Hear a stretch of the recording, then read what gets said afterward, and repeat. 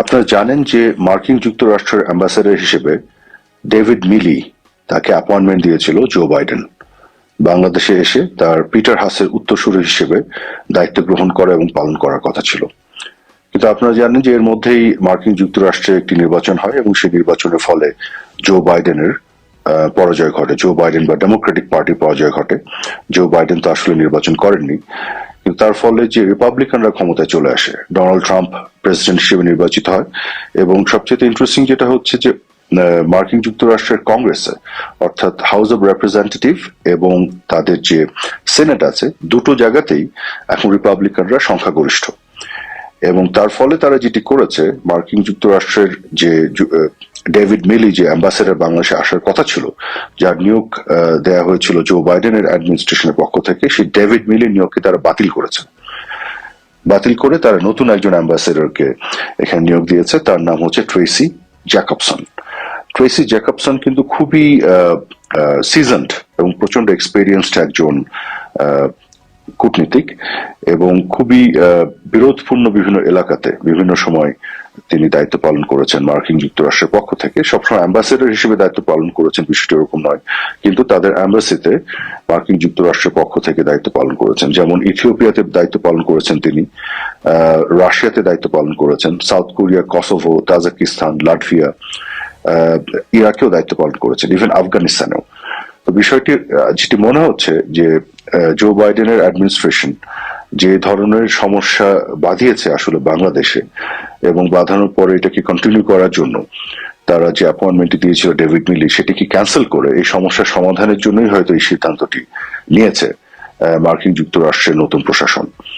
এবং আপনারা জানেন যে ডেমোক্র্যাটদের যে একটি বিষয় আছে তাদের বৈদেশিক নীতিতে, তারা পৃথিবীর বিভিন্ন দেশে দেশে যুদ্ধ বাঁধানোর যে ধরনের বিষয়গুলি সেগুলো ঘটায়, এবং তখন গোটা বিশ্বকেই কিন্তু বিপদের মুখে ফেলে।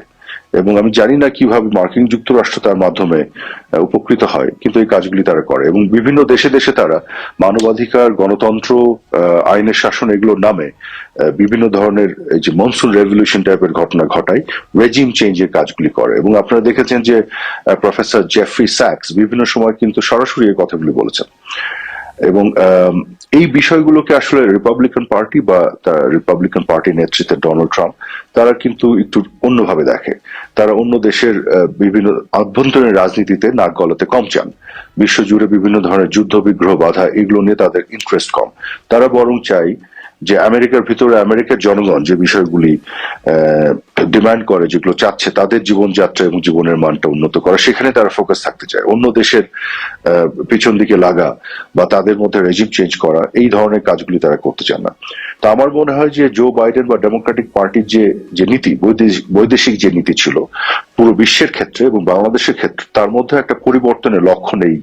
যে ডেভিড মিলির নিয়োগকে বাতিল করে যেটি ট্রেসি জ্যাকবসনের যে নিয়োগটি দেওয়া হচ্ছে, তার মাধ্যমে এই বার্তাটি পাওয়া যাচ্ছে। এবং একই সাথে আমি বলতে চাই একটি সত্যি কথা, যে বিভিন্ন সময় ধরে বাংলাদেশে আমাদের ডেমোক্রেসির ক্ষেত্রে, নির্বাচনী প্রক্রিয়ার ক্ষেত্রে, হিউম্যান রাইটস বা মানবাধিকারের যে বিষয়গুলি আমরা বলি, আইনের শাসনের ক্ষেত্রে আমাদের অনেক ঘাটতি ছিল। এগুলো যে আমরা পূর্ণাঙ্গ ভাবে করে ফেলতে পেরেছি অনেক কিছু, সেটি কিন্তু নয়। ইভেন আমাদের নিজেদেরও অনেক ব্যর্থতা ছিল, আমি এটা মানি। এবং আমি নিজেও যখন চিন্তা করি, এটা বুঝে আমাদের হয়তো আরো অনেক কিছু করার ছিল। মাননীয় প্রধানমন্ত্রী শেখ হাসিনার নেতৃত্বে বাংলাদেশকে অর্থনৈতিকভাবে বাংলাদেশকে একটা মহাসড়ক উনি তুলেছিলেন, এবং স্বল্পোন্নত দেশ থেকে উন্নয়নশীল দেশের কাতারে নিয়ে গেছিলেন। দারিদ্র বিমোচন থেকে শুরু করে মানুষের জীবনমানের বিভিন্ন ধরনের উন্নয়ন তিনি ঘটিয়েছিলেন। একসাথে আসলে সকল জানালা খুলে সকল ক্ষেত্রে যুদ্ধ করে জয়ী হওয়া যায় না। উনি হয়তো টার্গেট করেছিলেন অর্থনৈতিক একটি মুক্তি দেয়া, ধীরে ধীরে বাকি বিষয়গুলোকে আমরা অ্যাড্রেস হয়তো করতাম। তবে তার মানে এই নয় যে আমাদের গণতন্ত্রের ক্ষেত্রে ঘাটতি আছে, বা আমাদের মানবাধিকারের ক্ষেত্রে ঘাটতি আছে, আইনের শাসনের ক্ষেত্রে ঘাটতি আছে, সেখানে আমাদের ফোকাস করে সেটা ইমপ্রুভ করার চেষ্টা করা উচিত। কিন্তু তার মানে এই নয় যে রেজিম চেঞ্জ করে একবারে জিহাদিস্ট এবং একবারে সন্ত্রাসীদের এনে বসিয়ে দিতে হবে। যারা কোনো গণতন্ত্রেই বিশ্বাস করে না, যাদের আমলে অতীতে কখনো কোনো আইনের শাসন ছিল না, এবং যারা এই যে সুশীল সমাজের কিছু লোকজন যারা নিজেরাই এনজিও চালাতে যে বিভিন্ন ধরনের দুর্নীতির সাথে সম্পৃক্ত, তাদেরকে দিয়ে কি আপনি দুর্নীতি মোকাবেলা করতে পারবেন? যারা নিজেরাই গণতন্ত্রে বিশ্বাস করে না, একটা অবৈধভাবে নির্বাচন ছাড়া ক্ষমতা দখল করার চেষ্টা করে বারে বার এবং থাকে, তাদেরকে দিয়ে আপনি গণতন্ত্রের কোনো উন্নতি ঘটানো সম্ভব আপনার মনে হয়? আপনাদের মনে হয় এটা তো সম্ভব নয়। যারা নিজেরাই রুল অফ লতে বিশ্বাস করে না, তাদেরকে দিয়ে বাংলাদেশে আইনি শাসন প্রতিষ্ঠা সম্ভব? ক্ষমতায় আসার সাথে সাথে প্রথম কাজ যেটি করেছে প্রফেসর ইউনূস, তার নিজের বিরুদ্ধে যত মামলা, সে মামলা উইথড্র করে নিয়েছে। কেন? অথচ আওয়ামী লীগের বিভিন্ন নেতা কর্মীদের বিরুদ্ধে মিথ্যা মামলা দিচ্ছে। তো এই যে দ্বিচারিতা, ডাবল স্ট্যান্ডার্ড এবং হ্যাপোক্রেসি, এই হ্যাপোক্রেটদেরকে দিয়ে আপনি কোনো কিছু উন্নয়ন করতে পারবেন না। কাজে এটি যেমন সত্য যে আমাদের অনেক ক্ষেত্রে ঘাটতি ছিল এবং আছে, এগুলোকে আমাদের পরিপূর্ণ করতে হবে। আসলে ডেমোক্রেসিটাকে আমাদের এস্টাবলিশ করতে হবে আরো শক্তভাবে। ইলেকট্রাল প্রসেসটাকে এমন ভাবে দাঁড় করাতে হবে যে তত্ত্বাবধায়ক সরকার থাকুক বা না থাকুক, আমাদের নির্বাচনটা যাতে সুন্দর করে হয় এবং সবাই যাতে পার্টিসিপেট করতে পারে। এসব জায়গাতে আমি মনে করি আমাদের বিরোধী দলের পক্ষ থেকে আমরা কোনো ধরনের কোঅপারেশন পাইনি। অনেক ধরনের রিফর্ম ইনিশিয়েটিভ নিয়ে চেষ্টা করেছিলাম এগুলোকে পরিপূর্ণ করতে। তবে আমাদের নিজেদেরও যে কিছু ঘাটতি ছিল না সেটা আমি বলবো না। তো আমি মনে করি ওয়ে ফরওয়ার্ড, সামনের দিকে আমাদের বাংলাদেশের মেজরিটি মানুষ যে দলগুলোকে পছন্দ করে, তাদেরকে আমার মনে হয় যে একসাথে বসে একটা এগ্রিমেন্টে আসা দরকার। এবং আমাদের মনে হয় এগ্রিমেন্টটা হচ্ছে আমাদের মধ্যে বিরোধ থাকবে, আমাদের মধ্যে ঝগড়া তর্ক সবকিছু থাকবে, আমরা কেউ কাউকে ছাড়বো না, কিন্তু কতগুলো প্রশ্নে ঐক্যমত্য হতে হবে, যেখানে নির্বাচনের মাধ্যমে জনগণ যাতে তাদের পছন্দ মতন দলকে ক্ষমতায়ন করতে পারে। তো এই জায়গাগুলো ঠিক করতে পারলে তাহলে এই যে যারা আজকে বিভিন্ন ধরনের জায়গা থেকে, যাদের রাজনীতির সাথে সম্পৃক্ততা নেই, রাষ্ট্র পরিচালনার কোনো অভিজ্ঞতা নাই, শুধু বড় বড় কথা বলেছে বিভিন্ন সময়, কিন্তু আজকে এসে এরা ক্ষমতায় বসে গেছে এবং যা ইচ্ছা তাই করছে।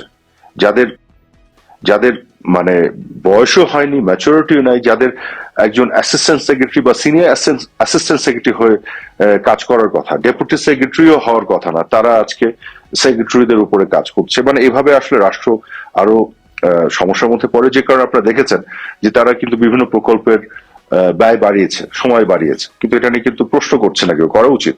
শেয়ার মার্কেট থেকে আপনি কত টাকা মূলধন সরে গেছে। তারা বলেছিল যে এই যে কেন বাংলাদেশ ভারতে ইলিশ রপ্তানি করে, এগুলো নিয়ে এত হইচই করে আজকে তারাই কিন্তু করলো। এবং বাংলাদেশে ভারতের নাকি 26 লক্ষ নাগরিক কাজ করে, অথচ একটি নামও তারা আজকে বলতে পারছে না। এই যে মিথ্যাচারগুলি তারা যে করেছে, মানুষকে ধোকা দিয়েছে বিভিন্ন সময় অসত্য কথা বলে, এবং এখনো কিন্তু করে যাচ্ছে, এখনো এই কাজগুলি তারা করে যাচ্ছে। এখন করাপশন যদি আপনার ফাইট করতে হয়, তাহলে যারা যারা করাপ্ট, যারা যারা করছে, এখন কি করাপ্ট লোকজন নাই? তাদেরকে কেন ছেড়ে দিচ্ছে?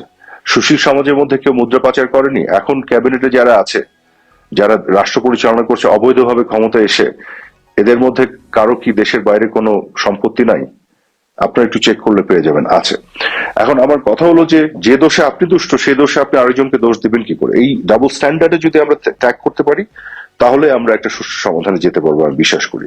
যাই হোক, আমি মনে করি বাংলাদেশে মানুষের মোহভঙ্গ ঘটেছে। তারা বুঝতে পেরেছে যে কাদের হাতে দেশটা গেছে। দেশের দরিদ্র মানুষ তো আরো হারে হারে টের পাচ্ছে। 5-6 মাসের মতো হয়ে যাচ্ছে, দ্রব্যমূল্যের ঊর্ধ্বগতি আরো উপরের দিকে যাচ্ছে, এগুলো তারা আটকাতে পারছে না। এতদিন অভিযোগ করে এসেছে সিন্ডিকেট, করাপশন, তো এখন পারছে না কেন? দেশে আইন শৃঙ্খলা বলে কিছু নাই এবং মানুষের জননিরাপত্তার কিছুই নাই। এই জিনিসগুলো তারা ম্যানেজ করতে পারছে না। এবং সাধারণ মানুষকে যে আমাদের সরকার দ্রব্যমূল্যের ঊর্ধ্বগতির যে সময়, যেটা গোটা বিশ্বব্যাপী হয়েছিল কোভিড এর পরে এবং যুদ্ধ বিগ্রহের কারণে, তখন আমরা যে বিভিন্ন ধরনের ব্যবস্থার আওতায় এনে তাদেরকে ন্যায্য মূল্যে খাবার এবং এই জিনিসগুলো যে আমরা দেওয়ার চেষ্টা করতাম, সেই বিষয়গুলোকে কিন্তু তারা ব্যর্থ হয়ে গেছে, পারছে না আটকাতে। এবং আজকে জিডিপি গ্রোথ কিন্তু 2-এর নিচে নেমে আসছে। আমাদের সময় বেশিরভাগ সময় 6-এর উপরে ছিল, কিছু সময় 5 থেকে 6-এর মধ্যে ছিল, এবং কোভিড এর মধ্যে এসে এটা 3-এর নিচে নামে নেই। অথচ এখন তারা 2-এর নিচে নামিয়ে আনছে এবং অনেক লোন করে দেশকে আরো লোনগ্রস্ত করছে। আমরা কিন্তু লোন করেছিলাম, কিন্তু সম্পদও বাড়িয়েছিলাম, যে কারণে আমাদের সম্পদের তুলনায় লোনের যে রেশিও ছিল কিন্তু 36-38%, কিন্তু এরা কিন্তু সম্পদ বাড়াতে পারছে না, শুধু লোন করে যাচ্ছে। তাহলে খেয়াল করে দেখুন কিভাবে দেশকে একেবারে শেষ করে দেওয়ার একটা প্রক্রিয়া যাচ্ছে। এবং তার মধ্য দিয়ে যদি বুঝতাম যে হ্যাঁ, মানবাধিকারের উন্নয়ন ঘটছে, আইনের শাসন প্রতিষ্ঠিত হচ্ছে, গণতন্ত্রায়ন হচ্ছে, একটা সুন্দর নির্বাচনের সুযোগ তৈরি হচ্ছে, তার ফান্ডামেন্টালি কি পরিবর্তন এনেছে নির্বাচন প্রক্রিয়ার মধ্যে? শুধুমাত্র নির্বাচন কমিশন এবং এদের কমিশনারদের বদলানো ছাড়া। কাজে এখানে একটা মৌলিক পরিবর্তন দরকার। সেই জায়গাগুলোতে কোনো, তাদের কিন্তু কথাবার্তা শুনে দেখবেন তাদের কিন্তু ওই ওই সক্ষমতাই নাই, এক একদিন এক এক কথা বলে। একদিন বলে যে আওয়ামী লীগ নির্বাচনে অংশগ্রহণ করতে পারবে, একদিন বলে পারবে না। তো এই যে এইসব কথাবার্তা আছে, আওয়ামী লীগ করতে পারবে কি পারবে না, এটা কি তারা ডিসাইড করবে না দেশের জনগণ ডিসাইড করবে? তো এই যে সব মিলিয়ে আমি যেটা মনে করি, মার্কিন যুক্তরাষ্ট্র থেকে শুরু করে পার্শ্ববর্তী দেশ ভারত এবং পৃথিবীর অন্যান্য দেশ এবং দেশের জনগণ, গোটা পাশ্চাত্য ইউরোপিয়ান ইউনিয়ন, সবারই কিন্তু একটা মোহভঙ্গ ঘটে গেছে যে গণতান্ত্রিক প্রক্রিয়ার মধ্য দিয়ে গণতন্ত্র উন্নয়নের যে কাজ, সেটি না করে একটা সন্ত্রাসী আক্রমণ তৈরি করে সন্ত্রাসবাদের যে উত্থান বাংলাদেশে আজকে ঘটছে, এখানে বাংলাদেশের মানুষ ক্ষতিগ্রস্ত হবে। কাজেই এইখানে কিন্তু আমাদের যে আপিলটা থাকবে, এবং আমি আমি আপনাদের নিশ্চিত করতে পারি খুবই অল্প সময়ের মধ্যেই জননেত্রী শেখ হাসিনা বাংলাদেশে আসবেন, এবং পুরো যে ঘটনাগুলো এটা কিন্তু পরিবর্তন হবে ইতিবাচক ভাবে। এমনটি নয় যে আমরা আবার ক্ষমতা দখল করে ক্ষমতা নিতে চাই, নো। আজকে যে অসহনীয় বাস্তবতা তৈরি হয়েছে দেশের মানুষের জন্য, সেখান থেকে আমরা পরিত্রাণের একটি ব্যবস্থা মাননীয় প্রধানমন্ত্রী করবেন ইনশাআল্লাহ।